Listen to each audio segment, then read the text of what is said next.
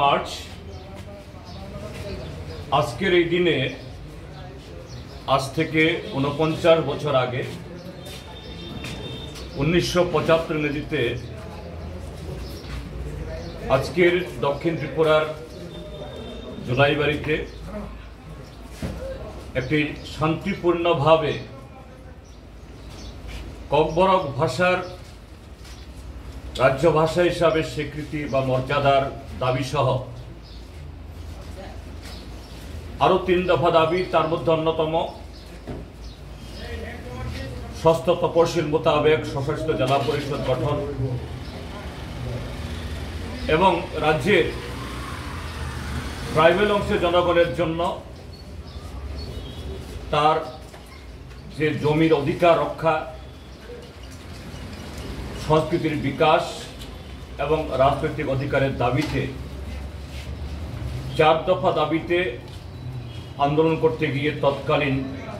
সুকুমার সেনগুপ্ত সরকারের পুলিশের গুলিতে কমরেড ধনঞ্জয় ত্রিপুরা গণমুক্তি পরিষদের অন্যতম একজন নেতা, লড়াকু নেতা, তিনি শহীদের মৃত্যুবরণ করেছেন। সেদিক থেকে এই ৩রা মার্চ ত্রিপুরাজ্যের গণতান্ত্রিক আন্দোলনের ইতিহাসে রাজনৈতিক, সামাজিক, সাংস্কৃতিক এবং ভাষা তার বিকাশের আন্দোলনে এটা অবিস্মরণীয় একটা ঐতিহাসিক দিন। সারা ত্রিপুরাজ্যে আমরা শুধু ভারতের কমিউনিস্ট পার্টি মার্ক্সবাদী তার সভ্য সমর্থক দরদিরা নই, গণমুক্তি পরিষদ সহ ত্রিপুরাজ্যের সমস্ত যে গণতান্ত্রিক আন্দোলনের সাথে যুক্ত মানুষ, ভাষা এবং সংস্কৃতির সাথে যুক্ত মানুষ, তারা এই দিবসটিকে স্মরণ করছেন কমরেড ধনঞ্জয় ত্রিপুরার তার আত্মত্যাগ, তার লড়াই, সেই কাহিনীগুলো আগামী দিন তার এই স্বপ্নকে বাস্তবায়নে যাতে আমরা আরো দৃঢ় এগিয়ে যেতে পারি। আমরা আজকে এমন একটা দিনে তার ৫০তম শহীদান দিবস উদযাপন আমরা করছি, তখন আমাদের রাজ্য একদিক থেকে আমাদের দেশের বর্তমান যে সাম্প্রদায়িক অতি দক্ষিণপন্থী একটা রাজনৈতিক দল ভারতীয় জনতা পার্টি আরএসএস এর পরিচালিত, যারা এই দেশের যে বহুত্ববাদ এবং এই দেশের যে আদিবাসী এবং অন্যান্য প্রান্তিক জনগোষ্ঠীর ভাষা সংস্কৃতির অস্তিত্বকে তারা স্বীকার করে না, তাদের কুণ্ঠাসা করার জন্য, বিলুপ্ত করার জন্য নানা আইন, একদিক থেকে নাগরিকত্ব আইন, আরেক দিক থেকে অভিন্ন দেওয়ানি বিধি, এগুলো চালু করার চেষ্টা করছে। এডিসি,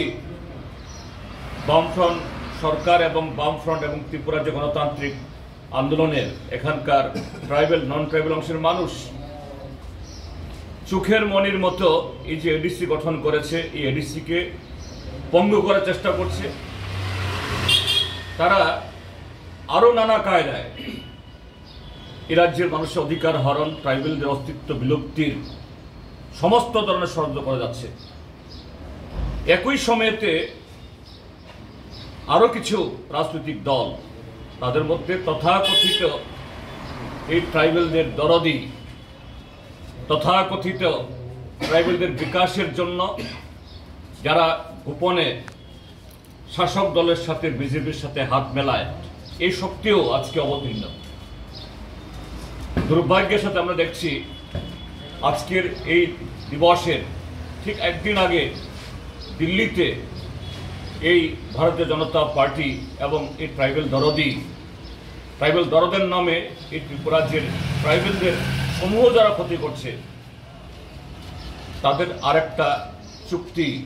যেটা গত বিধানসভা নির্বাচনে ছিল গোপন চুক্তি, এই লোকসভা নির্বাচনের সামনে এটা প্রকাশ্য চুক্তি হিসাবে এটা অবতীর্ণ হয়েছে। আরেক দফা শুধু ত্রিপুরার যে ট্রাইবেল অংশ জনগণ না, এডিসিকে ধ্বংস করা না, সারা দেশকে দখল করার বিজেপি RSS এর যে ষড়যন্ত্র পরিকল্পনা, তার সাথে এই লোক দেখানো এবং ত্রিপুরার যে জনগণকে ট্রাইবেল নন ট্রাইবেল সকলকে প্রতারিত করার জন্য চুক্তি স্বাক্ষরিত হয়েছে। সেই দিনে তার পরদিন আজকে ৩রা মার্চ আমরা ধনঞ্জয় ত্রিপুরার শহীদান দিবস উদযাপন করছি। কাজে আমাদের কাছে এটা শুধু আনুষ্ঠানিকভাবে একটা দিনকে উদযাপন করা না, আনুষ্ঠানিকভাবে দিনটাকে স্মরণ করা না, আনুষ্ঠানিকভাবে কমরেড ধনঞ্জয় ত্রিপুরার নামে একটা স্লোগান দেওয়া, ফুল দেওয়া না। আমাদের লড়াই আরও বেড়ে গেল। আগামী দিন কমরেড ধনঞ্জয় ত্রিপুরা সহ পরবর্তী সময়তে আরও অসংখ্য মানুষ, অসংখ্য গণতন্ত্রপ্রেমী মানুষ, দেশপ্রেমিক মানুষ এই ত্রিপুরাজ্যে গণতন্ত্রের স্বার্থে, এ রাজ্যের বিকাশের স্বার্থে, ককবরক সহ সমস্ত ক্ষুদ্র ভাষাগোষ্ঠীর সংস্কৃতি তার বিকাশের স্বার্থে TNV, ATTF, NLFT, tiger force এবং কায়েমি শক্তির হাতে প্রাণ দিয়েছেন। তাদের স্বপ্নকে সাকার করার জন্য আমরা কমরেড ধনঞ্জয় ত্রিপুরার এই প্রতিকৃতির পাশে দাঁড়িয়ে আজকে শপথ গ্রহণ করছি। আমাদের লড়াইকে আগামী দিন আরও বহুগুণ বাড়িয়ে এ রাজ্যে ধনঞ্জয়ের স্মৃতি তথা গণতন্ত্র এবং সমস্ত অংশের মানুষের অধিকার, এ রাজ্যের প্রান্তিক জনগোষ্ঠীর তার বিকাশের স্বার্থে আমাদের আন্দোলনকে আরও সামনের দিকে এগিয়ে নিয়ে যাওয়ার জন্য দৃঢ় হয়ে আমরা এগিয়ে যাব। কমরেড ধনঞ্জয় ত্রিপুরা অমর রহে।